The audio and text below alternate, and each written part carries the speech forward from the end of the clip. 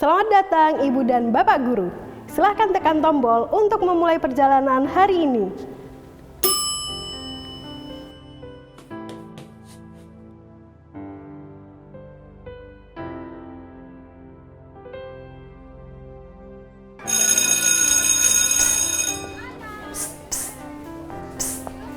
Wah, boleh juga nih cewek. Ibu dan Bapak Guru, tindakan dan ucapan dalam ilustrasi tersebut merupakan contoh kekerasan seksual verbal atau tanpa kontak fisik. Kekerasan seksual tanpa kontak fisik tidak hanya berpotensi terjadi dalam hubungan pertemanan atau pergaulan teman sebaya. Komentar sambil lalu yang terlontar oleh pendidik dan murid mengenai tubuh salah satu warga sekolah juga termasuk kekerasan seksual. Berikut merupakan bentuk-bentuk kekerasan seksual verbal dan non-fisik yang dapat terjadi. Menyampaikan ujaran yang mendiskriminasi atau melecehkan tampilan fisik, kondisi tubuh, dan atau identitas gender korban. Memperlihatkan alat kelaminnya dengan sengaja tanpa persetujuan korban. Menyampaikan ucapan yang memuat rayuan, lelucon, dan atau siulan yang bernuansa seksual pada korban. Menatap korban dengan nuansa seksual dan atau tidak nyaman. Mengintip atau dengan sengaja melihat korban yang sedang melakukan kegiatan secara pribadi dan atau pada ruang yang bersifat pribadi. Apakah Ibu dan Bapak Guru familiar dengan ucapan dan tindakan demikian? Adakah kasus serupa yang pernah Bapak Ibu Guru temukan di sekolah? Sekarang kita menuju pintu kedua.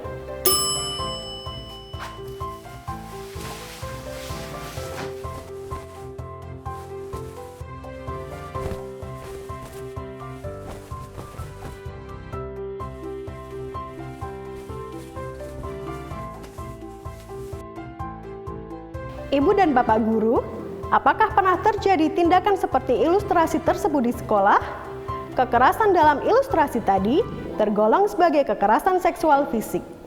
Jadi, apa itu kekerasan seksual fisik? Kekerasan seksual fisik adalah kekerasan seksual yang melibatkan kontak fisik antara pelaku terhadap korban. Adapun bentuk-bentuk kekerasan seksual fisik antara lain sebagai berikut. Memberi hukuman atau sanksi yang bernuansa seksual, menyentuh, mengusap, meraba, memegang, memeluk, mencium, dan atau menggosokkan bagian tubuhnya pada tubuh korban tanpa persetujuan korban. Membuka pakaian korban tanpa persetujuan korban. Memaksa korban untuk melakukan transaksi atau kegiatan seksual. Melakukan percobaan perkosaan, namun penetrasi tidak terjadi. Melakukan perkosaan termasuk penetrasi dengan benda atau bagian tubuh selain alat kelamin. Memaksa atau memperdaya korban untuk melakukan aborsi. Memaksa atau memperdaya korban untuk hamil. Selanjutnya, kita akan menuju pintu ketiga. Apa yang akan kita temukan di pintu terakhir? Saya seorang guru baru di sebuah SMP. Sebagai seorang guru, saya tidak menyangka jika saya bisa menjadi korban pelecehan seksual. Saya berpakaian sama seperti rekan guru lainnya. Saya berusaha melaksanakan tugas profesional saya sebaik-baiknya.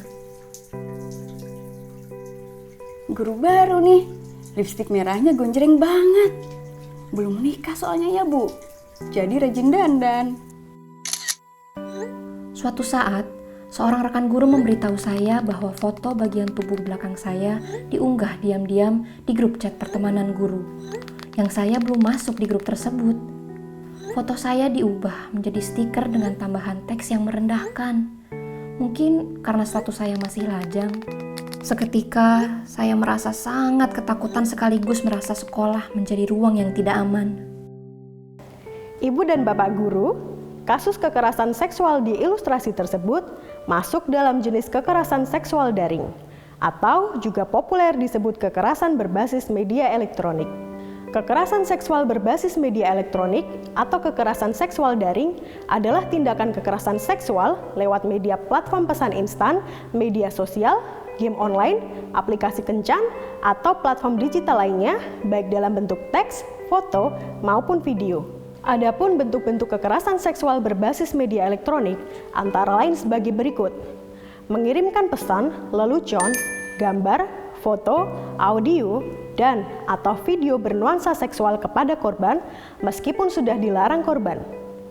Mengambil, merekam, dan atau mengedarkan foto dan atau rekaman audio dan atau visual korban yang bernuansa seksual tanpa persetujuan korban.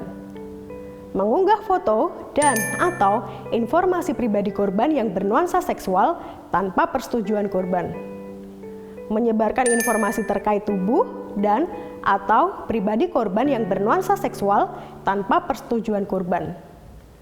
Mengirimkan pesan, lelucon, gambar, foto, audio, dan atau video bernuansa seksual kepada korban meskipun sudah dilarang korban. Nah, sekarang kita sudah mengetahui 3 jenis kekerasan seksual. Walau perjalanan kita masih panjang untuk menghapus kekerasan di lingkungan lembaga pendidikan, baik pendidik, orang tua, maupun murid perlu memahami jenis-jenis kekerasan seksual demi mendorong perwujudan ruang aman bagi peserta didik dan warga sekolah.